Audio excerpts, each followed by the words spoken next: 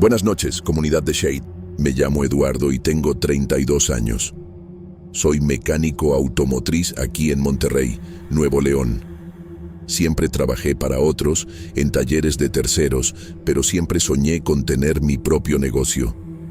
Después de años juntando dinero, finalmente conseguí lo suficiente para rentar un espacio y montar mi propio taller.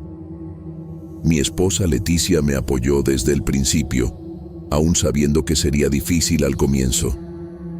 Tenemos 2 hijos, Andrés de 10 años y Valeria de 7. Entonces la presión para que saliera bien era grande.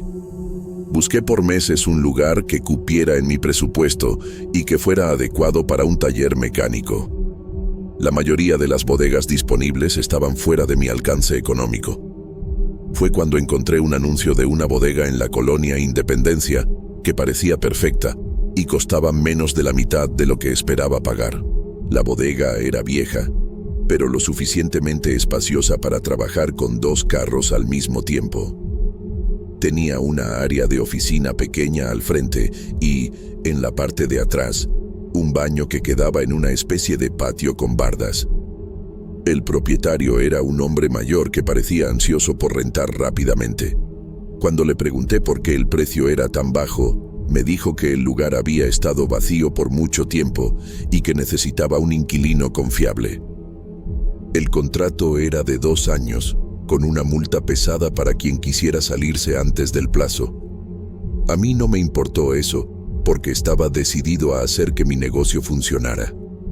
Firmé el contrato un lunes y la semana siguiente ya estaba instalando mis equipos.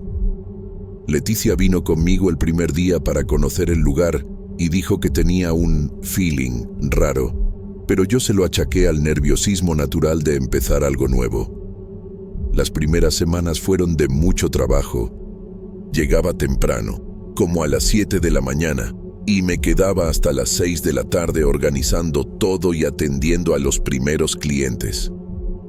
El movimiento empezó despacio, pero pronto conseguí algunos clientes regulares del barrio. La bodega era funcional, aunque tenía algunos problemas típicos de construcción vieja. El baño de atrás tenía un olor medio raro, pero pensé que era problema de tubería. Era un baño sencillo, con excusado, lavabo y una regadera pequeña. Quedaba en un área externa, separado de la bodega principal por una puerta que daba a un pequeño patio con bardas. Había un árbol viejo en medio del patio y algunas plantas que parecían abandonadas desde hacía mucho tiempo. Los primeros días usaba el baño normalmente, sin pensar mucho en él. Fue al final del primer mes que empecé a notar algo raro.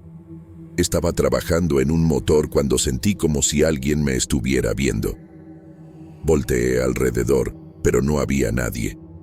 La sensación era fuerte, como cuando sabes que hay alguien atrás de ti aún sin verlo. Pensé que sería algún cliente que había entrado sin que me diera cuenta, pero la bodega estaba vacía. Esto pasó algunas veces durante la semana, siempre al final de la tarde. Empecé a estar más atento, pero nunca veía nada concreto. Una tarde, cuando fui al baño de atrás, tuve una sensación muy desagradable. Era como si el aire estuviera más pesado ahí, más frío. Terminé rápidamente lo que estaba haciendo y regresé a la bodega. A partir de ese día, empecé a evitar usar ese baño, prefiriendo ir hasta una gasolinera cercana cuando necesitaba. Las cosas empezaron a ponerse más raras en el segundo mes. Estaba trabajando solo una tarde cuando oí pasos en el patio de atrás. Pensé que sería algún vecino o alguien que había entrado por error. Fui hasta la puerta que daba al patio y me asomé. No había nadie ahí, pero tuve la impresión de ver una sombra moviéndose cerca del árbol. Grité preguntando si había alguien, pero no obtuve respuesta. El patio estaba silencioso, pero yo tenía la certeza de que había oído pasos. Regresé al trabajo, pero me quedé inquieto por el resto de la tarde. Empecé a cerrar con llave la puerta que daba al patio, aún durante el día. Cuando Leticia me preguntó por qué estaba llegando a casa más temprano, Le dije que estaba logrando organizar mejor mi tiempo. En realidad, estaba evitando quedarme en el taller después de las 5 de la tarde. Las pesadillas empezaron en el tercer mes. Soñaba que estaba trabajando en el taller cuando oía a alguien llamándome desde el patio de atrás. En el sueño, iba hasta ahí y veía a una mujer de espaldas, parada debajo del árbol. Usaba un vestido claro y tenía cabello largo y oscuro. Cuando trataba de hablar con ella, se volteaba lentamente, pero siempre despertaba antes de ver su cara. Estos sueños se repetían 2 o 3 veces por semana. Despertaba sudado y con el corazón acelerado. Leticia se dio cuenta de que estaba durmiendo mal, pero le dije que era solo el estrés del nuevo negocio. No quería preocuparla con cosas que yo mismo no entendía. Durante el día, evitaba completamente el patio de atrás. Instalé un baño químico dentro de la bodega para no tener que usar el de atrás. En el cuarto mes, la situación empeoró. Estaba trabajando cuando empecé a oír una voz femenina que venía del patio. Era baja, casi un susurro, pero podía oírla claramente. Parecía que alguien estaba llorando o gimiendo. La primera vez, pensé que sería alguna vecina en problemas y fui a verificar. El patio estaba vacío, pero el sonido continuaba. Busqué por todos los rincones, pensando que podría ser algún animal herido, pero no encontré nada. El sonido paró cuando estaba en medio del patio, como si quien lo estuviera haciendo supiera que yo estaba ahí. Regresé a la bodega perturbado y con miedo. A partir de ese día, cuando oía los sonidos, le subía al radio y trataba de concentrarme en el trabajo. Pero era difícil ignorarlo completamente. Los clientes empezaron a darse cuenta de que algo estaba mal conmigo. Estaba más nervioso, más distraído. Algunos comentaron que me veía cansado o preocupado. Mi rendimiento en el trabajo estaba disminuyendo porque no podía concentrarme bien. Pensé varias veces en romper el contrato y salirme de ahí, pero la multa era muy alta. Sería prácticamente todo el dinero que había invertido en el negocio. No me podía dar el lujo de perder todo y además quedar debiendo. Leticia notó que estaba diferente e insistió en saber qué estaba pasando. Le dije que era solo la presión de mantener el negocio funcionando, pero no me creyó completamente. Empecé a evitar trabajar solo en el taller, siempre tratando de tener algún cliente o proveedor cerca durante el día. En el sexto mes, tuve mi primera visión clara. Estaba organizando algunas herramientas cuando volteé hacia la puerta del patio. A través del vidrio, vi claramente la silueta de una mujer parada debajo del árbol. Estaba de espaldas hacia mí, exactamente como en mis sueños.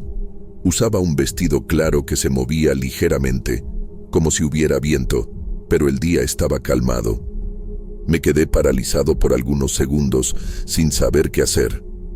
Cuando parpadeé, había desaparecido. Mi corazón estaba latiendo tan fuerte que podía oírlo.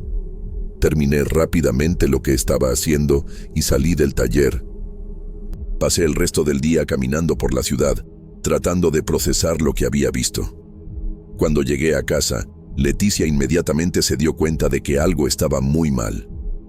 A partir de ese día, las apariciones se volvieron más frecuentes. Veía la figura por lo menos 2 veces por semana, siempre en el mismo lugar, siempre en la misma posición. Nunca pude ver su cara porque siempre estaba de espaldas. Empecé a trabajar solo por las mañanas, saliendo siempre antes del mediodía. Mi facturación se desplomó, pero ya no podía quedarme en el taller por mucho tiempo. Las pesadillas también empeoraron. Ahora soñaba que la mujer entraba a la bodega y caminaba hacia mí. Siempre despertaba en el momento en que estaba a punto de tocarme. Leticia estaba muy preocupada por mí y amenazó con llamar a un doctor si no le contaba qué estaba pasando. Sabía que ya no podía esconder la situación, pero también sabía que pensaría que me estaba volviendo loco. En el 8º mes, pasó lo que más temía. Estaba trabajando en un carro cuando sentí esa sensación familiar de estar siendo observado. Volteé alrededor y casi me desmayo. La mujer estaba dentro de la bodega, parada cerca de la puerta de entrada. Era la primera vez que la veía fuera del patio. Seguía de espaldas hacia mí, pero ahora estaba mucho más cerca. Podía ver detalles de su vestido, que parecía antiguo, y de su cabello, que era largo y negro. Me quedé inmóvil, sin poder moverme o hablar. Se quedó ahí por algunos minutos. Después se volteó lentamente y caminó hacia la puerta del patio. Cuando pasó junto a mí, sentí un frío intenso, como si la temperatura de la bodega hubiera bajado varios grados. Salió por la puerta del patio y desapareció. Salí corriendo del taller y no regresé por 3 días. Cuando finalmente le conté todo a Leticia, se asustó pero no dudó de mí. Dijo que siempre supo que había algo mal con ese lugar desde el primer día. Sugirió que buscáramos ayuda espiritual, pero yo me resistía a la idea. No era una persona muy religiosa y tenía miedo de que la gente pensara que me estaba volviendo loco. Leticia insistió y dijo que conocía a una curandera respetada en el barrio de su mamá.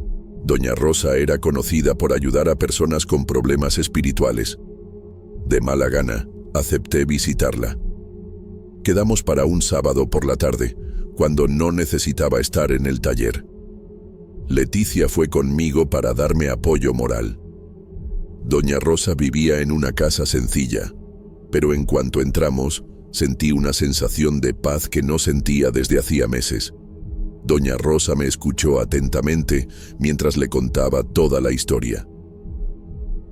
No parecía sorprendida o escéptica, solo asentía con la cabeza como si ya hubiera oído cosas similares antes. Cuando terminé, me dijo que estaba lidiando con un alma en pena, probablemente de alguien que había muerto en ese lugar y no podía encontrar paz. Explicó que estas presencias a veces se apegan a lugares donde sufrieron y pueden afectar a las personas que frecuentan esos lugares. Dijo que necesitaba protección espiritual para poder trabajar en paz. Fue hasta un altar que tenía en la sala y regresó con un pequeño amuleto de metal. Era una medalla de San Miguel Arcángel, que dijo había sido bendecida especialmente para casos como el mío. Me instruyó a usarla siempre en el cuello y a rezar una oración específica todas las mañanas antes de entrar al taller. Regresé al taller el lunes siguiente usando el amuleto que me dio Doña Rosa. Me sentí más confiado, aunque todavía estaba nervioso. Pasé todo el día trabajando sin ningún incidente. No vi la figura, no oí voces, no sentí esa sensación de estar siendo observado. Fue el primer día en meses que pude trabajar en paz.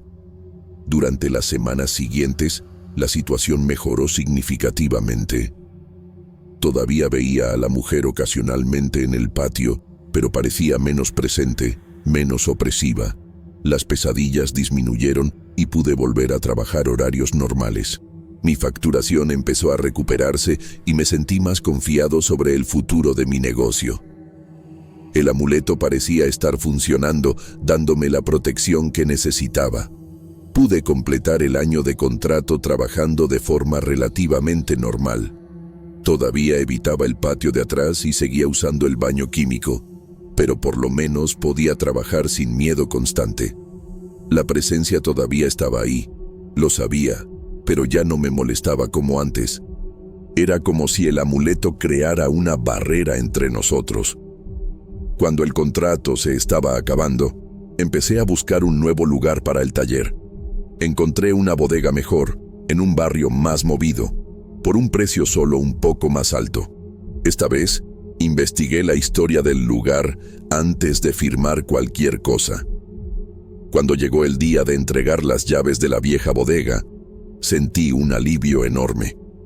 Cargué mis equipos y herramientas sin voltear atrás. El propietario me preguntó si me había gustado el lugar y si lo recomendaría a otros inquilinos. Solo le dije que había servido para mis propósitos. Hoy, 2 años después, trabajo en el nuevo taller sin ningún problema. Es un ambiente normal, sin presencias raras, o sensaciones desagradables. Mi negocio está prosperando y pude contratar un ayudante. Todavía uso el amuleto que me dio Doña Rosa, por precaución. A veces pienso en lo que pasó en esa bodega y me pregunto si el próximo inquilino también va a tener problemas. Espero que no. Pero tengo la impresión de que esa presencia todavía está ahí, en el patio, debajo del árbol. Nunca más pasé por esa calle, aunque sea un camino más directo para algunos proveedores. Prefiero dar la vuelta y evitar cualquier chance de ver ese lugar otra vez.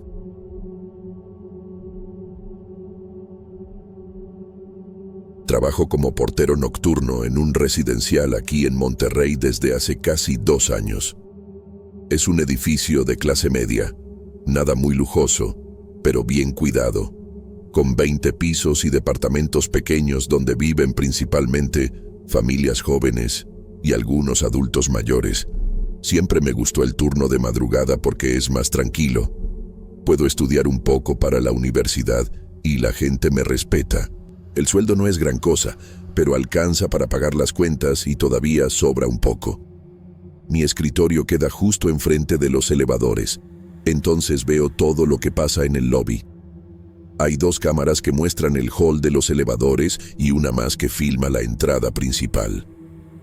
Durante el día el movimiento es normal, gente saliendo a trabajar, niños yendo a la escuela, delivery llegando. Pero desde que empecé a trabajar aquí, siempre noté una cosa rara que pasa todas las madrugadas. Exactamente a las 3 de la mañana, uno de los elevadores empieza a moverse solo. Sube hasta el piso 15, se para por algunos segundos, después baja directo hasta la planta baja. La puerta se abre, se queda así por unos 30 segundos, se cierra y el elevador regresa al piso 15. Esto pasa unas 4 o 5 veces seguidas, siempre a la misma hora. Al principio pensé que sería algún problema técnico, tal vez programación automática de mantenimiento. Le pregunté al portero del día y me dijo que nunca se había fijado en eso. Los residentes también empezaron a quejarse del ruido, especialmente quienes viven en los pisos más bajos. Decidí anotar todo en una libretita que tengo aquí en el escritorio. Durante 3 semanas marqué la hora exacta, cuántas veces el elevador subía y bajaba, si había algún patrón diferente. Siempre la misma cosa. 3 de la mañana en punto, elevador número 2, piso 15, 5 viajes máximo. Nunca vi a nadie entrando o saliendo, nunca oí voces o pasos en el lobby. El administrador se preocupó por las quejas y llamó a la empresa de mantenimiento. Vinieron 2 técnicos, se pasaron toda la mañana desarmando los paneles, probando los cables, verificando la programación electrónica. Dijeron que estaba todo funcionando perfectamente, sin ningún defecto o programación automática. Aún así, cambiaron algunas piezas y ajustaron los sensores de las puertas. La primera noche después del mantenimiento, me quedé despierto esperando a ver si el problema se había resuelto. Las 3 de la mañana llegaron y el elevador empezó a moverse exactamente como antes. Misma secuencia, mismo patrón, como si nada hubiera cambiado. Le hablé al administrador al día siguiente y le conté lo que había pasado. Se enojó y dijo que iba a demandar a la empresa de mantenimiento por incompetencia. Llamaron a los técnicos otra vez, esta vez un equipo más grande, con equipos más sofisticados. Se pasaron 2 días enteros trabajando, cambiaron prácticamente todo el sistema electrónico del elevador número 2. El jefe del equipo me aseguró que ahora ya no había más posibilidad de mal funcionamiento. Pero el elevador siguió con la misma rutina. 3 de la mañana, piso 15, 5 viajes. Los residentes se estaban poniendo cada vez más molestos. Algunos amenazaron con romper el contrato de renta por el ruido. El administrador estaba desesperado. Ya había gastado una fortuna con los técnicos y el problema persistía. Fue cuando decidí investigar por mi cuenta. Empecé a ponerle más atención a las cámaras de seguridad durante la hora del fenómeno. Siempre veía las pantallas, pero nunca con mucha concentración. más para verificar si había movimiento sospechoso en la entrada. Ahora me iba a enfocar específicamente en el hall de los elevadores durante esos minutos raros. La primera noche que decidí monitorear de cerca, no vi nada diferente de lo normal.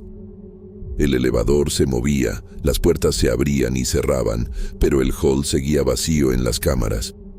Pensé que tal vez sería algún problema con el ángulo de las cámaras o la calidad de la imagen nocturna. Ajusté el brillo y el contraste de los monitores. Limpié los lentes de las cámaras durante el día. La segunda noche, lo mismo. Elevador funcionando solo, hall aparentemente vacío. Estaba empezando a pensar que era pérdida de tiempo, que realmente debía ser algún defecto técnico muy específico que los técnicos no lograban identificar. Pero algo me decía que siguiera observando, una sensación rara que no podía explicar. Fue en la tercera noche de observación que vi algo que me dejó completamente sin reacción.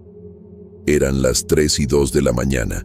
Estaba viendo fijamente el monitor del hall de los elevadores, esperando que empezara el movimiento. Cuando el elevador llegó a la planta baja y las puertas se abrieron, vi una sombra moviéndose en la pantalla. Al principio pensé que sería algún reflejo o problema en la imagen, pero la sombra tenía forma humana.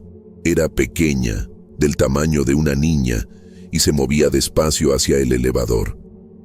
La calidad de la imagen no era muy buena, pero se podía notar que era una figura toda oscura, como si estuviera usando ropa negra. Me quedé paralizado viendo la pantalla, sin poder parpadear o moverme. La figura llegó hasta la puerta del elevador y se paró ahí por algunos segundos.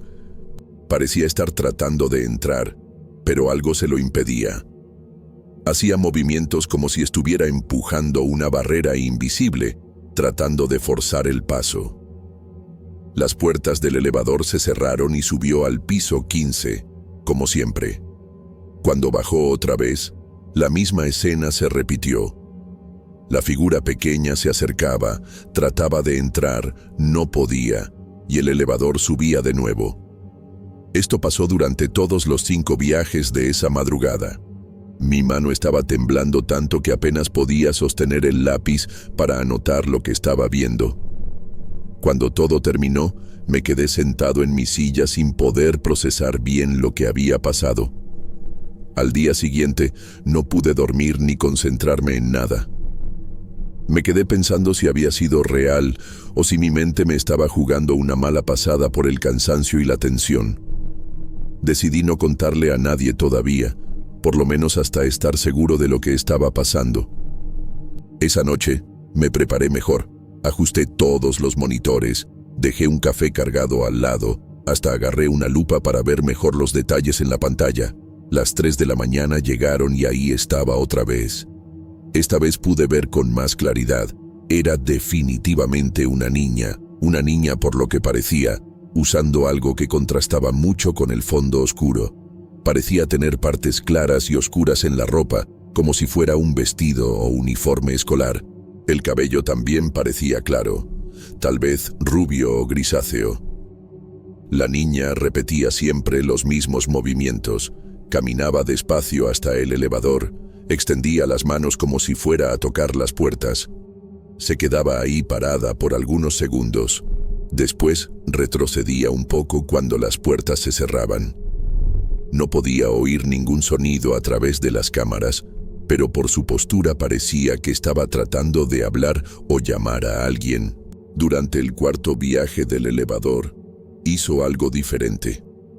En vez de retroceder cuando las puertas se cerraron, se quedó parada justo enfrente, como si estuviera esperando. Cuando el elevador bajó otra vez, las puertas se abrieron exactamente donde estaba ella, pero aún así no podía entrar. Era como si hubiera una pared de vidrio impidiendo su paso. Anoté todo hasta el más mínimo detalle, incluyendo las horas exactas de cada aparición. Durante el día, busqué en internet sobre fenómenos paranormales en elevadores, fantasmas de niños, cualquier cosa que me pudiera dar una pista de lo que estaba pasando. Encontré varias historias parecidas, pero nada específico sobre nuestro edificio. Decidí platicar con doña Carmen, una señora que vive en el 5º piso desde hace más de 15 años y conoce toda la historia del edificio. Siempre ha sido muy amable conmigo. A veces baja solo para platicar durante mi turno. Cuando le pregunté si ya había pasado algo raro en el edificio, especialmente involucrando niños, se puso seria y me vio de una manera diferente.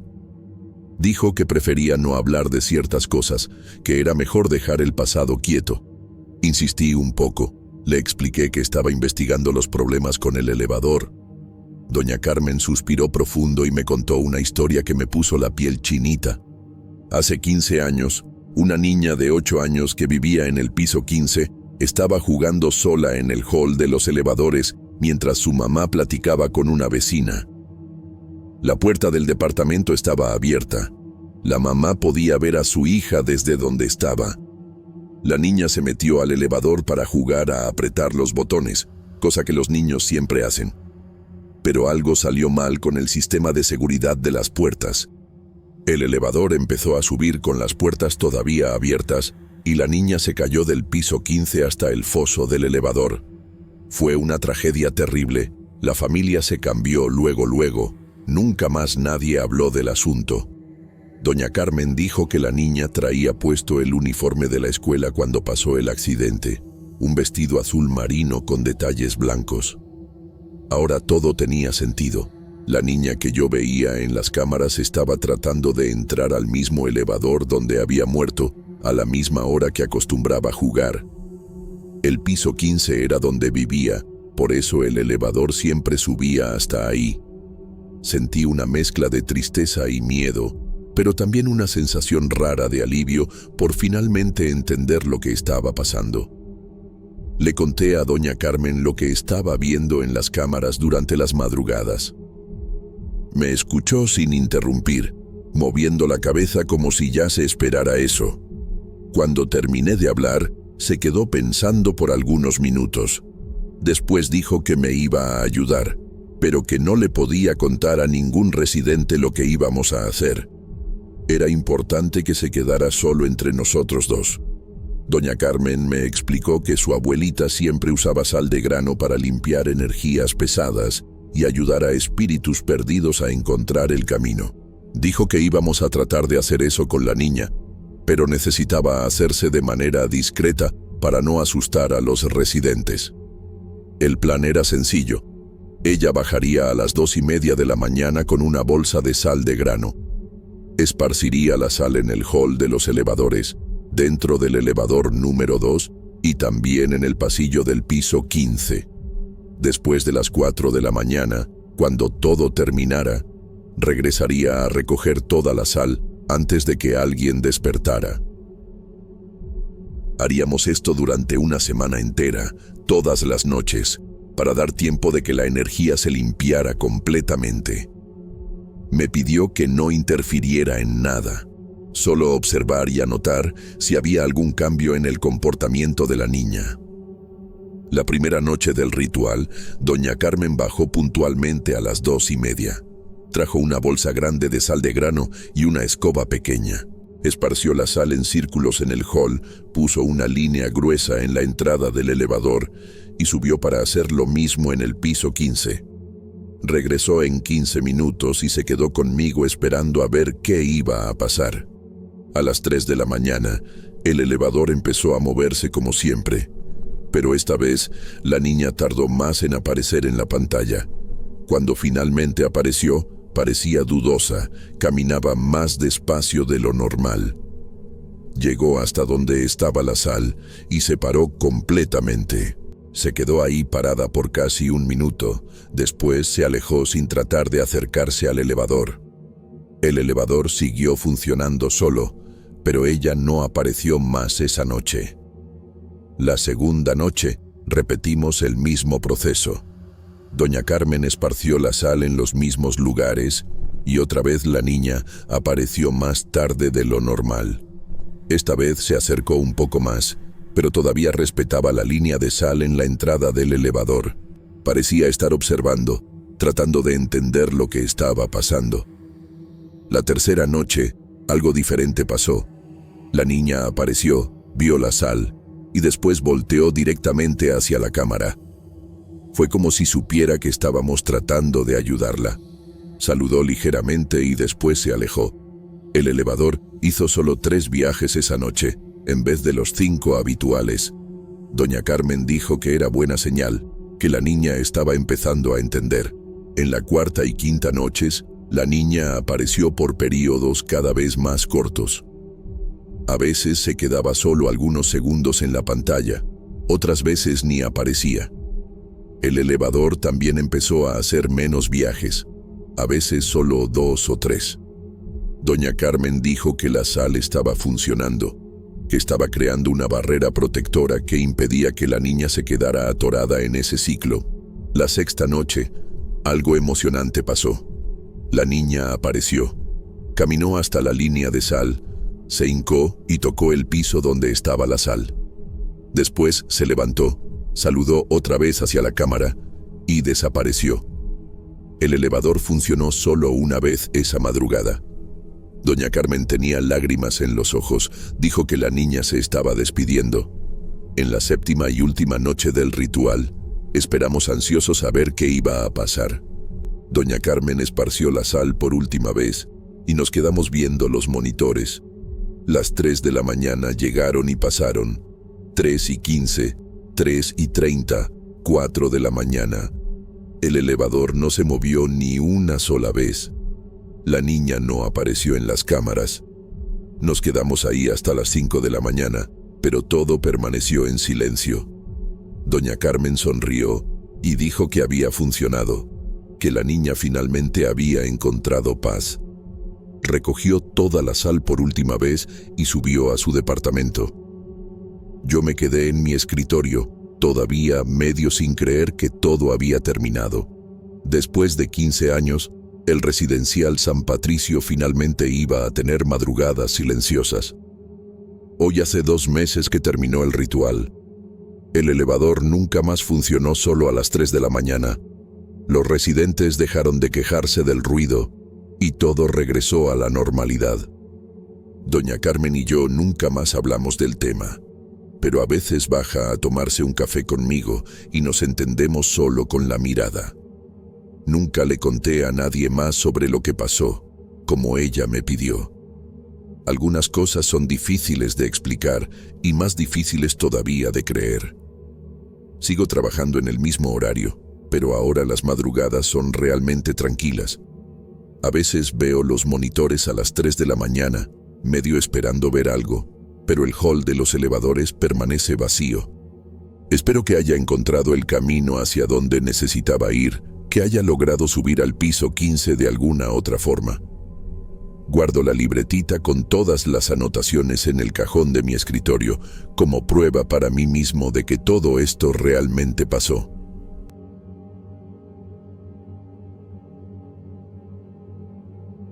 En 2001 yo vivía en Monterrey, en Nuevo León, en una casa relativamente pequeña que había comprado poco antes de que falleciera mi papá. Era una época difícil porque él había sido una de mis pocas referencias, y aunque ya era adulta, sentía que todavía era muy dependiente de él para ciertas decisiones. Después del entierro, me tardé unos días para poder regresar a casa, porque parecía que el tiempo se había parado y todo seguía medio revuelto, principalmente mis sentimientos. Al principio, pensé que era solo la nostalgia jugándome una mala pasada, pero algunas cosas pequeñas empezaron a molestarme. Una de las primeras señales pasó una mañana cuando fui a agarrar café en la cocina y encontré el encendedor viejo de mi papá encima de la mesa. Ese objeto se había perdido meses antes de que muriera. Hasta lo buscamos, pero nunca apareció en ningún lado. Me quedé sin entender cómo había llegado ahí, pero terminé pensando que se me había olvidado o lo había traído junto en las mudanzas. Dejé el encendedor guardado en un cajón, sin comentarle a nadie, y en los días siguientes traté de no pensar mucho al respecto. Solo que, 2 semanas después, al abrir una caja de herramientas en el cuarto de lavado, me topé con la cinta métrica de metal que él siempre cargaba en la cintura. Estaba limpia, enrollada derechita, encima de un trapito doblado. El olor era bien conocido, medio a herrumbre, que me recordaba mucho las tardes que él se quedaba arreglando cosas en casa. Este segundo hallazgo fue más raro porque yo tenía la certeza de que nunca traje ninguna caja de mi papá a mi casa nueva.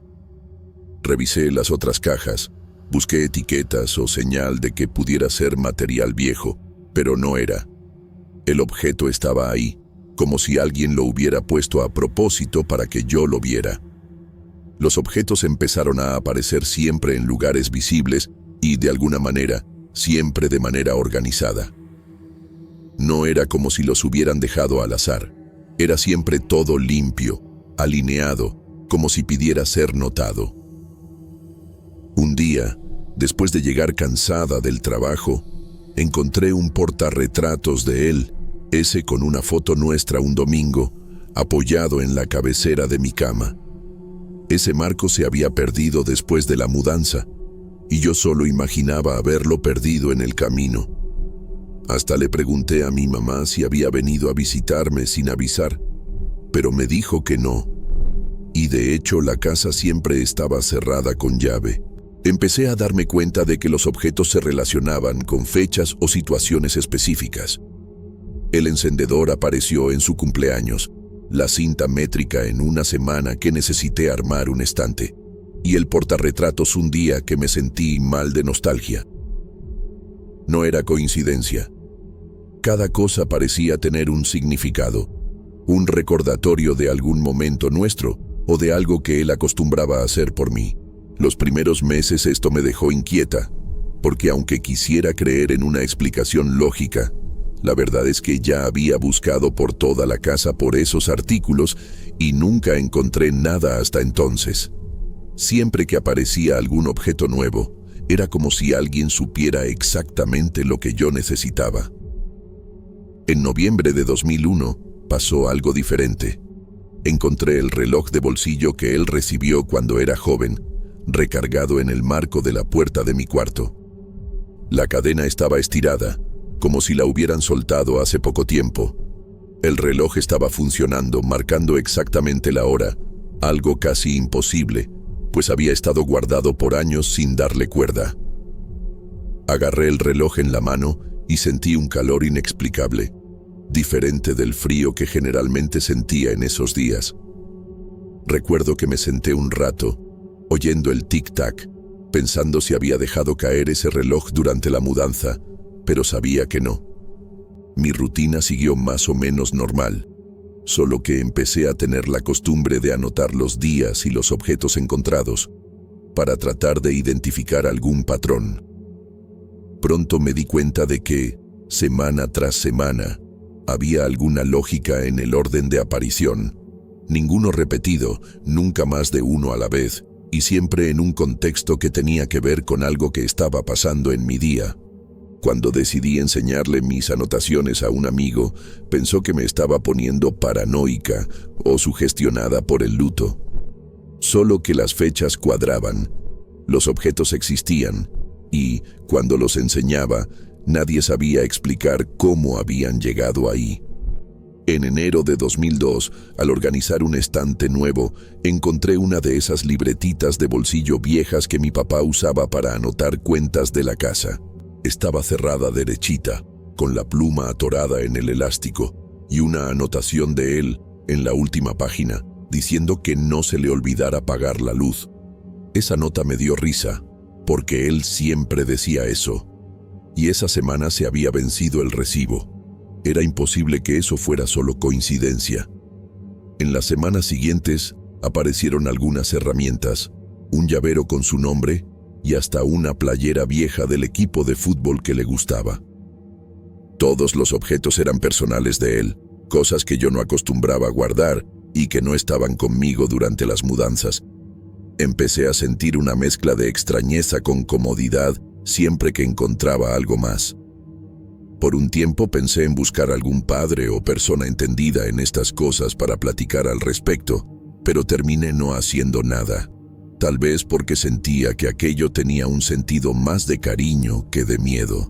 Solo seguía anotando todo, sin tocar los objetos más de lo necesario, poniendo cada uno en un cajón separado. En el trabajo, nadie se dio cuenta de que algo diferente estaba pasando, ya que empecé a actuar normalmente. Solo evitaba llevar gente a casa, porque me daba pena tratar de explicar la situación. No le conté a casi nadie. En mi familia solo mi mamá se enteró de algunas cosas, pero ella siempre fue muy escéptica y decía que eran solo cosas de mi cabeza. Aún así, los objetos siguieron apareciendo. Nunca aparecía nada valioso.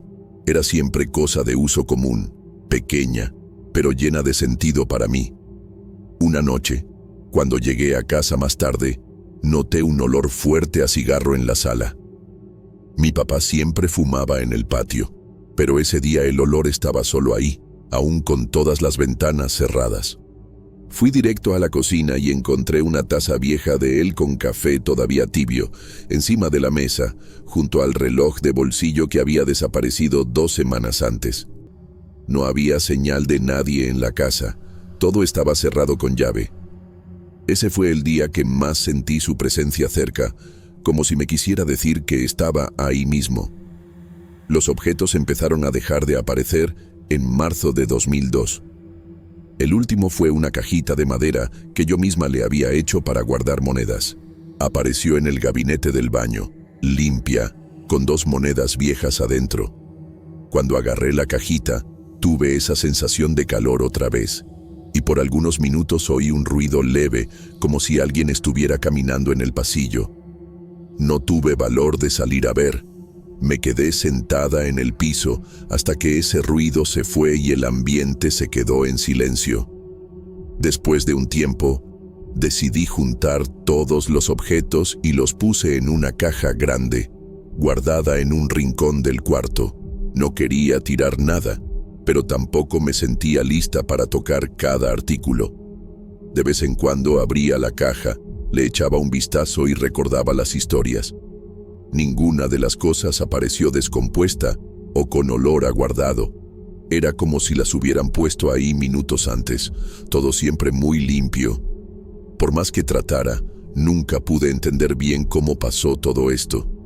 Empecé a darme cuenta de que después del último objeto, la casa se quedó más tranquila. Ya no había olor raro, ni ruido. Mi rutina regresó a la normalidad y empecé a invitar más gente a casa sin miedo. Poco a poco, fui aceptando la idea de que tal vez esa había sido una manera de mi papá despedirse, de una forma diferente, pero cargada de significado. Nunca más encontré nada fuera de lo común, y siempre que pienso en eso, siento cierta comodidad. Muchas veces, cuando comento algo sobre ese periodo, la gente lo encuentra curioso, pero pocas creen de verdad. Acostumbro evitar dar muchos detalles para no parecer exagerada, porque realmente no había nada sobrenatural visible, solo la secuencia rara de los objetos. Siempre fue algo muy sutil, pero imposible de ignorar. Era como si mi casa guardara un secreto pequeño, solo mío y de él.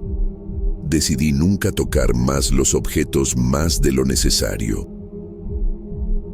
Solo los guardo, los limpio de vez en cuando y los dejo ahí como una especie de homenaje. No tengo miedo de que vuelva a pasar o que algo malo esté relacionado con eso. Por más raro que sea, esos objetos terminaron ayudándome a superar la nostalgia y la soledad que sentía en esa etapa de la vida. Me di a la tarea de anotar todo, guardando inclusive las fechas y lugares en que apareció cada cosa. Esta libreta se quedó junto a la caja de los objetos como una especie de registro de lo inexplicable.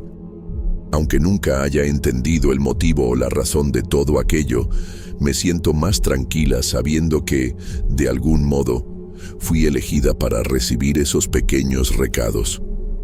A veces, extraño alguna sorpresa cuando abro un gabinete o un cajón, pero sé que todo lo que necesitaba recibir, ya lo recibí. Hoy, después de más de 20 años, todavía tengo todos los objetos guardados y solo comparto la historia con quien realmente se interesa. Creo que fue la forma que encontré de mantener viva la memoria de mi papá y de lidiar con el misterio sin tratar de explicar de más. Para mí, forma parte de la vida aceptar que no todo tiene respuesta. Nunca vi nada parecido pasarle a conocidos o vecinos, pero tampoco nunca busqué relatos semejantes. Lo que pasó aquí fue muy discreto, reservado, casi como si solo yo pudiera darme cuenta. Con el tiempo, fui dejando el asunto de lado, pero nunca pude olvidar los detalles. Algunas noches, antes de dormir, veo esa caja y recuerdo todo como si hubiera sido ayer. Cada cumpleaños de mi papá, pongo la caja de los objetos en el centro de la sala y paso algunos minutos en silencio, solo recordando. Ya no espero más apariciones nuevas, pero ese ritual se volvió parte de mi rutina. Aún con el paso de los años, nada se ha perdido. Todo sigue ahí, intacto, como si el tiempo se hubiera parado un poco solo para mí. Tal vez un día me deshaga de los objetos o se los entregue a alguien de la familia. Por ahora, prefiero mantener todo como está. Creo que todo mundo necesita tener algo que le dé sentido a las cosas pequeñas y a los misterios de la vida. Si tiene alguna explicación, no sé. Solo sé que, para mí, esos objetos representan amor, nostalgia y una conexión que nunca terminé de entender, pero aprendí a respetar. Nunca más tuve señales de él o de cualquier otra cosa semejante. La casa se quedó solo mía, con ese pasado guardado en cajitas y recuerdos. Si alguien pregunta, no sé explicar lo que pasó. Solo puedo contar lo que viví, tal como fue, con todos los detalles que no sé explicar, pero tampoco tengo cómo negar.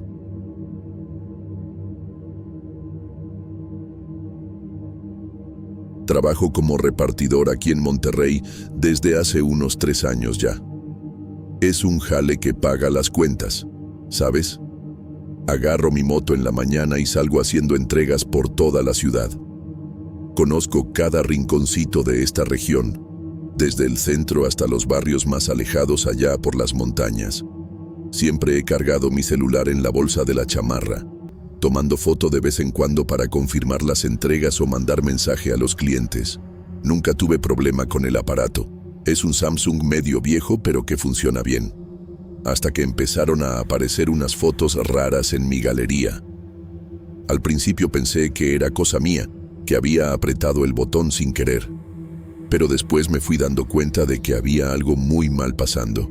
Esto duró unos 2 meses y medio y dejó de pasar hace 2 semanas. Pero oye, todavía tengo todas las fotos guardadas aquí en el celular y no puedo dejar de pensar en qué diablos me pasó. Todo empezó hace unos 2 meses y medio, un martes común. Estaba haciendo una entrega allá en la colonia Independencia, en una casa medio aislada al final de una calle sin salida. Era un pedido sencillo, unas compras de farmacia para una señora mayor. Llegué ahí, toqué la puerta, entregué el pedido y regresé a la moto. Cuando fui a checar los mensajes en el celular, vi que había una foto nueva en la galería que no recordaba haber tomado. Era la imagen de un pasillo vacío, con paredes blancas medio descarapeladas y una sombra rara proyectada en la pared del fondo. La sombra tenía forma de persona, pero no había nadie en la foto para hacer esa sombra. Me pareció raro, pero pensé que había sido algún error del celular o que había apretado sin querer. Si hubiera sabido lo que se venía, le habría puesto más atención a ese momento. En los días siguientes, seguí trabajando normal. Hacía mis rutas de siempre, entregaba los pedidos, platicaba con los clientes, pero empecé a fijarme que siempre que iba a ciertas casas, aparecían estas fotos misteriosas en mi celular. No eran todas las entregas, solo algunas específicas. Siempre lugares medio aislados, casas viejas o departamentos en edificios más antiguos. Las fotos siempre mostraban ambientes vacíos, pasillos, salas, cuartos, pero siempre con estas sombras humanas en las paredes. Sombras que no tenían sentido, porque no había nadie en los lugares para proyectarlas. Empecé a ponerme medio paranoico, checando la galería después de cada entrega. A veces no aparecía nada, A veces aparecían 2 o 3 fotos de una vez. Era como si mi celular tuviera vida propia. Una semana después, fui a hacer una entrega a un departamento allá en la colonia Mitras Norte. Era un edificio viejo, de esos de los años 80, medio mal conservado.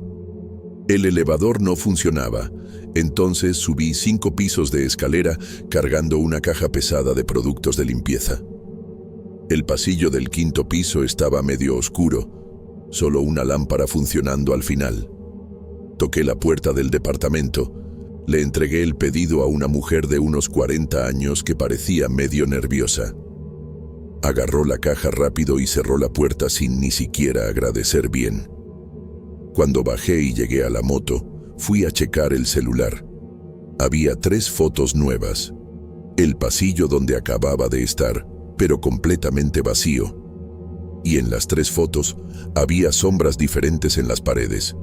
Una parecía una persona con brazos abiertos, otra de alguien encorvado, y la tercera de una figura que parecía estar corriendo. Todavía veo esas fotos a veces, tratando de entender cómo era posible eso.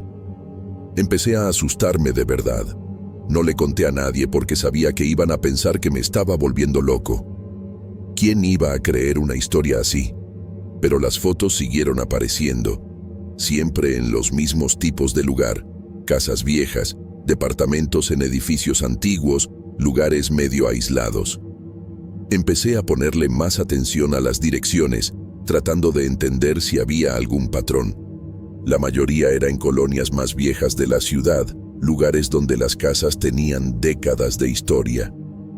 Empecé a buscar sobre las direcciones en internet, pero no encontré nada especial. Eran solo casas normales, departamentos comunes. Nada que explicara por qué mi celular estaba captando estas imágenes raras. Pensé en cambiar de aparato, pero no tenía dinero para comprar otro en ese momento. Ahora que dejó de pasar, me pregunto si debería haber cambiado de todos modos. 2 semanas antes de que todo parara, pasó algo que me dejó todavía más perturbado. Fui a hacer una entrega a una casa allá en Santa Catarina, en las orillas de la ciudad. Era una casa vieja, de un piso, con un jardín medio abandonado enfrente.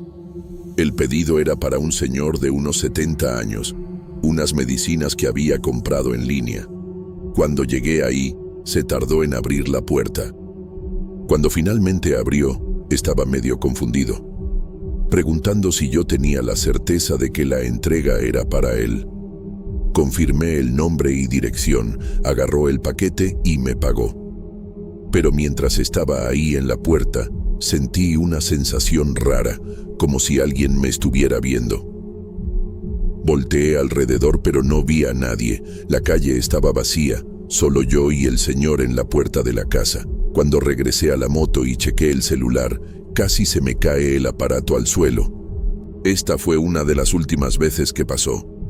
Había 5 fotos nuevas en la galería. Todas mostraban el interior de la casa donde acababa de hacer la entrega. Una mostraba la sala vacía, con una sombra humana proyectada en la pared atrás del sillón. Otra mostraba un pasillo con 2 sombras, una de cada lado. La tercera era de un cuarto con una sombra que parecía de un niño, pequeña, cerca de la cama. La cuarta mostraba la cocina, con una sombra de alguien parado cerca del refrigerador. Y la quinta, que me dio más miedo, mostraba la misma puerta de enfrente de la casa, vista desde adentro, con una sombra humana proyectada en la puerta, exactamente donde yo había estado parado algunos minutos antes. Como mi celular había tomado fotos del interior de una casa donde ni siquiera había entrado. ¿Y por qué siempre estas sombras misteriosas? Empecé a temblar solo de pensar en las posibilidades. Estas 5 fotos están entre las más nítidas que tengo guardadas. Esa noche no pude dormir bien. Me quedé pensando en las fotos, tratando de encontrar una explicación lógica. Tal vez era algún virus en el celular o alguna aplicación maliciosa que había bajado sin darme cuenta. Me pasé la madrugada buscando en internet sobre problemas similares, pero no encontré nada parecido. Algunos foros hablaban sobre cámaras que captaban imágenes solas por defectos técnicos, pero nada sobre sombras humanas en lugares vacíos. Empecé a pensar si no era cosa de mi cabeza, si no me estaba imaginando cosas. Pero las fotos estaban ahí, en la galería del celular. Se las podía enseñar a cualquier persona. Eran reales, no era mi imaginación. Al día siguiente, decidí probar una teoría. Iba a ponerle atención a cuáles casas hacían que aparecieran las fotos y cuáles no. Hoy, viendo hacia atrás, creo que debería haber parado ahí. Durante una semana entera, anoté todas las direcciones donde hice entregas. Marcaba con una S cuando aparecían fotos raras y con una N cuando no aparecía nada. El patrón se hizo claro. Solo aparecían fotos en casas y departamentos viejos, construidos hace más de 20 años. Lugares nuevos, casas modernas, edificios recientes, nada, solo en los lugares viejos. Y siempre lo mismo, ambientes vacíos con sombras humanas en las paredes. Empecé a tenerle miedo a hacer entregas en esas direcciones. Se me aceleraba el corazón cuando veía que el GPS me estaba llevando a una colonia vieja. Pero no podía rechazar las entregas, necesitaba el dinero.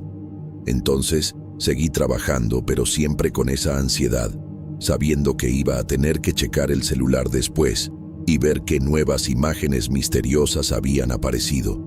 Era como si el aparato estuviera captando algo que mis ojos no podían ver. Todavía tengo esa lista de direcciones, con todas las anotaciones. Una semana antes de que todo parara, pasó algo que me hizo cuestionar todo lo que creía saber sobre esta situación. Fui a hacer una entrega a un departamento en el centro de la ciudad, en un edificio de los años 70. Era un edificio residencial común, nada especial. El departamento estaba en el tercer piso, y cuando llegué ahí, quien abrió fue una mujer de unos 50 años. Parecía medio nerviosa, igual que esa otra clienta del mes pasado. Agarró el pedido rápido y ya iba a cerrar la puerta, pero le pregunté si estaba todo bien. Dudó un poco y entonces me preguntó si no había sentido nada raro en el edificio. Le dije que no, pero le pregunté por qué. Me contó que desde hace años los residentes reportaban cosas raras. Ruidos en los pasillos por las noches, sombras que se movían por las paredes, sensación de estar siendo observado. Se me heló la sangre cuando habló de las sombras en las paredes. Fue la primera vez que alguien mencionó algo parecido a lo que yo estaba viviendo. Le conté sobre las fotos en mi celular, enseñándole algunas de las imágenes que tenía guardadas. Se puso pálida cuando vio las sombras en las fotos.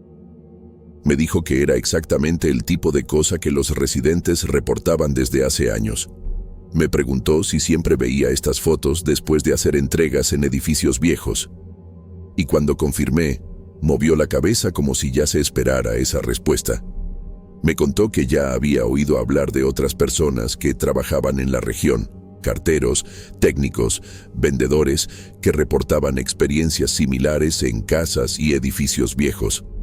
Dijo que parecía que algunos lugares guardaban presencias del pasado y que ciertas personas o equipos lograban captar esas presencias de alguna forma. No sé si creo completamente en eso, pero no puedo encontrar otra explicación para lo que me estaba pasando. Las fotos siguieron apareciendo por algunos días más después de esa plática, pero entonces pararon completamente. La última vez que pasó fue en una casa en la colonia del Valle, una construcción de los años 60. Cuando llegué ahí, el dueño de la casa, un hombre de unos 60 años, me recibió en la puerta. Entregué el pedido y ya me iba cuando me gritó que regresara. Me preguntó si no quería entrar a tomar un vaso de agua, que hacía mucho calor. Normalmente rechazo ese tipo de invitaciones, pero tenía mucha sed y el hombre parecía amable. Entré a la casa y fui hasta la cocina con él. Mientras él agarraba el agua, volteé alrededor. Era una casa sencilla, bien conservada, con muebles viejos pero bien cuidados. En las paredes había varias fotos de familia, algunas bien viejas, en blanco y negro. Tomé el agua, agradecí y salí. Cuando llegué a la moto, chequé el celular como siempre hacía. Había una foto nueva, pero esta vez era diferente de las otras. No sabía en ese momento, pero esta sería la última. La foto mostraba la misma cocina donde acababa de estar, pero no estaba vacía como las otras siempre eran. En la imagen, se podían ver claramente las sombras de dos personas, una donde yo había estado parado y otra donde se había quedado el dueño de la casa. Pero además de estas dos sombras, había 3 sombras más en la pared del fondo de la cocina. Sombras de personas que no estaban ahí cuando yo estaba en la casa. Una parecía de una mujer con vestido, otra de un hombre con sombrero y la tercera de un niño pequeño. Era como si la casa tuviera otras presencias que solo aparecían en la foto. Me quedé viendo la imagen por unos 10 minutos, tratando de entender lo que estaba viendo. ¿Será que esas sombras siempre estuvieron ahí y yo nomás no podía verlas? ¿O será que mi celular estaba captando algo del pasado de la casa, memorias de personas que ya habían vivido ahí? Después de esa foto, nunca más apareció ninguna. Simplemente paró de la nada. Hace 2 semanas que no aparece más ninguna foto rara en mi celular. Sigo haciendo entregas en los mismos lugares, pasando por las mismas casas viejas, por los mismos edificios antiguos. Pero la galería permanece normal, solo con las fotos que tomo conscientemente. Es como si todo hubiera regresado a la normalidad de repente. Pero tengo todas las fotos viejas todavía guardadas. Son más de 50 imágenes en total. Todas muestran lugares vacíos con sombras humanas en las paredes. Algunas sombras aparecen solas, otras en grupos. Algunas parecen estar paradas, otras parecen estar moviéndose. Hay sombras de adultos, de niños, de ancianos. Sombras de personas altas, chaparras, flacas, gordas. Es como si cada lugar viejo donde hacía entregas tuviera sus propias presencias invisibles, y mi celular lograba captarlas de alguna forma. Ahora que paró, me pregunto si algún día va a volver a pasar. No sé qué hacer con esta información. Parte de mí quiere buscar a alguien que entienda de estas cosas, tal vez un investigador o alguien que estudie fenómenos inexplicables. Otra parte de mí quiere simplemente borrar todas las fotos y fingir que nada de esto pasó. Pero no puedo deshacerme de ellas. Me quedo viéndolas de vez en cuando, tratando de entender qué significan, por qué empezaron a aparecer, por qué pararon y por qué justamente a mí. Sigo trabajando normalmente, haciendo mis entregas, pero siempre con esa sensación rara de que algo puede volver a pasar en cualquier momento. Es como si hubiera vivido en una realidad paralela por 2 meses y medio, y ahora estuviera de regreso al mundo normal. Pero las fotos están ahí, en la galería de mi celular, como prueba de que todo aquello realmente pasó. No sé si eso me hace sentir aliviado o más confundido todavía. Por ahora, sigo guardando todas las fotos. No sé por qué, pero siento que pueden ser importantes de alguna forma. Tal vez un día encuentre a alguien que me pueda explicar lo que pasó, o tal vez yo mismo descubra la respuesta. Hasta entonces, voy a seguir haciendo mi trabajo, entregando pedidos por la ciudad, siempre con el celular en la bolsa, pero ahora solo capta las imágenes normales que todo mundo puede ver. Es raro pensar que por un tiempo estuve documentando algo que otras personas ni saben que existe. Sombras de vidas pasadas, ecos de personas que ya se fueron, presencias que se quedaron atoradas en los lugares donde vivieron.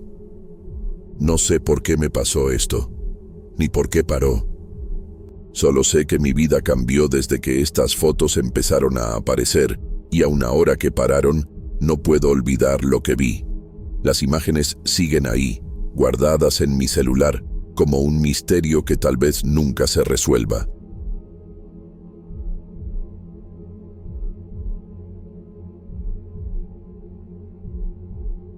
Vivo en Monterrey desde niño. Siempre compartí la casa grande con mis hermanos, mis abuelos y mis papás. La familia nunca fue del tipo convencional. Siempre tuvo historias de acontecimientos raros y un secreto medio escondido sobre gente que veía o sentía cosas fuera de lo común. Desde chico, oía a mi mamá y a mis tíos hablar de parientes que tenían mediumnidad, pero pensaba que era todo exageración de adulto para asustar a los niños o justificar algún miedo. Yo mismo, de verdad, nunca creí mucho hasta que lo que pasó con mi abuelo cambió todo para mí. Mi abuelo era el centro de la casa. Le gustaba dar órdenes, contaba historias de otro tiempo, siempre sentado en esa mecedora que estaba en el portal. Cuando se enfermó, todos nos turnamos para cuidarlo. El día que se fue, parecía que la casa se había quedado vacía, que todos estábamos perdidos y sin saber qué hacer. Al principio, solo sentí esa nostalgia normal, pero luego, en las primeras noches después del entierro, algo empezó a pasar que nunca había pensado que fuera real. La primera noche, desperté con la sensación de que había alguien viéndome. Volteé alrededor y en la esquina del cuarto vi claramente la silueta de mi abuelo. Estaba con la misma pijama gastada de siempre, esa mano grande apoyada en el bastón, la mirada triste que solo mostraba cuando pensaba que nadie lo estaba viendo. Me asusté tanto que ni pude moverme, solo me tapé la cabeza con la sábana y rogué poder dormir otra vez. Al día siguiente, me convencí a mí mismo de que había sido un sueño, pero el sueño se repitió, en diferentes lugares de la casa, y no solo para mí. Mi hermana, que dormía en el cuarto de al lado, vino a buscarme al despertar, diciendo que había visto al abuelo parado en la puerta del baño, de la manera que él hacía cuando quería llamarnos la atención. Solo yo y ella parecemos darnos cuenta luego de lo que estaba pasando. Mis papás y mis otros hermanos nunca vieron nada, aunque mi mamá admitía que sentía el aire más pesado en algunos momentos, especialmente por las noches. No era siempre a la misma hora, pero era todos los días. A veces, veíamos al abuelito sentado en la sala, tocando los periódicos viejos que tanto le gustaba leer. Otras veces, estaba caminando despacio por el pasillo, siempre cabizbajo, como si buscara algo. Nos asustamos tanto que casi dejamos de circular por la casa después de que oscurecía. Hablar de eso abiertamente era difícil, parecía cosa de libro o película, pero era muy real para ignorarlo. Mi hermana y yo tratamos de mantener el secreto al principio. Creo que teníamos miedo de que el resto de la familia pensara que estábamos inventando, o peor, que empezaran a sentir lo mismo. Con cada aparición, parecía que el ambiente se ponía más frío. A veces, hasta las luces parpadeaban un poco. No importaba si era de día o de noche. De repente podíamos sentir ese olor fuerte a tabaco de su pipa, aún años después de que había dejado de fumar por la salud. La experiencia empezó a ponernos tensos, sin saber cómo actuar. Hubo una noche que estábamos todos en la sala, viendo televisión, y mi hermana se puso pálida de la nada. Solo yo me di cuenta porque él estaba parado atrás del sillón, viéndonos. Esa sensación de estar siendo observado se puso tan intensa que tuve que salir a respirar al patio, con el corazón acelerado. Nuestra abuela, que nunca nos contó nada, solo volteó de reojo como si supiera algo, pero no dijo ni una palabra. Empezó a quedar claro que era siempre conmigo y con mi hermana. Ella me decía que también sentía, y parecía alivio no estar sola, pero el miedo continuaba. Una noche, desperté sintiendo un peso encima del pecho, y vi la silueta de mi abuelo al lado de la cama, como si tratara de decir algo, pero sin poder. Estaba más triste esta vez, diferente de la manera enojona de cuando estaba vivo. No puedo describir lo que sentí. No era solo miedo, era una mezcla de tristeza y culpa de no poder ayudar. Durante algunos días, tratamos de preguntarle a mi mamá sobre cómo lidiar con estas cosas. Se puso muy nerviosa, nos mandó rezar y, en el fondo, parecía creer. Dijo que mucha gente de la familia tenía esa sensibilidad, pero que lo mejor era no alimentarlo mucho para que no se pusiera más pesado. Solo que no era algo que controláramos. El abuelito aparecía igual, siempre buscando algo, siempre en el mismo silencio. Empezamos entonces, mi hermana y yo, a buscar formas de ayudarlo y ayudarnos a nosotros mismos. Leímos lo que pudimos encontrar sobre rituales sencillos, rezos, purificaciones para que la persona encuentre el camino. Compramos ruda, prendimos veladoras, hicimos oraciones, dijimos su nombre con respeto y cariño. En una de esas noches, llenamos la casa del olor a incienso y tratamos de platicar con él en voz baja, pidiéndole que siguiera adelante, diciéndole que estaba todo bien y que ya no necesitaba visitarnos. Los primeros rituales fueron tensos. Nos sentábamos juntos, siempre con miedo de ver algo durante los rezos. A veces, en medio de la purificación, sentíamos un frío fuerte pasar cerca de nosotros, como si una ventana se hubiera abierto de repente, aún con todo cerrado. En ciertos momentos, casi se podían oír sus pasos por el pasillo, arrastrados, lentos, de la manera que caminaba cuando le dolían las piernas. Un día, durante uno de esos intentos, mi hermana empezó a llorar mientras hablaba con él, diciéndole que si tenía algo que resolver, que lo dijera luego. En ese momento, las luces parpadearon y el radio de la sala se prendió solo. Fue espantoso, pero de alguna manera sentimos que había sido una respuesta, tal vez agradecimiento, tal vez una disculpa, no sé. Eso nos dio valor para intentar más veces. Nuestra convivencia diaria se volvió una mezcla de rutina normal y de espera constante por algo inexplicable. En el desayuno, al cruzar el pasillo, ya volteaba de reojo para no toparme con él cerca de la mesa. La noche era peor, cada puerta que rechinaba hacía que se acelerara el corazón. Hasta el perro de la casa parecía darse cuenta. Le ladraba a lugares vacíos, se echaba para atrás del pasillo, se ponía inquieto siempre en las horas que veíamos al abuelo. Un día, la situación se puso más difícil de esconder. Estábamos todos reunidos para la cena cuando su silla se meció sola, despacio, hasta pararse. Los adultos se pusieron blancos, trataron de cambiar la plática, pero la tensión se quedó en el aire. Después de eso, mi hermana se quedó días durmiendo en mi cuarto, los dos despertando asustados durante la noche pensando que él podía aparecer al lado de la cama. Mi mamá se dio cuenta de nuestra ansiedad y empezó a rezar más también, pero nunca habló del asunto claramente. Después de varios intentos de purificación, empecé a fijarme que su presencia se ponía, algunos días, más débil. Las apariciones continuaban, pero el tiempo que se quedaba parado cerca de nosotros parecía disminuir. Las noches sin ningún acontecimiento empezaron a ser más frecuentes. Fuimos entendiendo poco a poco que tal vez él realmente estaba oyendo nuestros rezos, sintiendo nuestro cariño, dándose cuenta de que necesitaba buscar otro camino. Le comenté un día a mi abuela, con todo cuidado, sobre la nostalgia y las visitas nocturnas.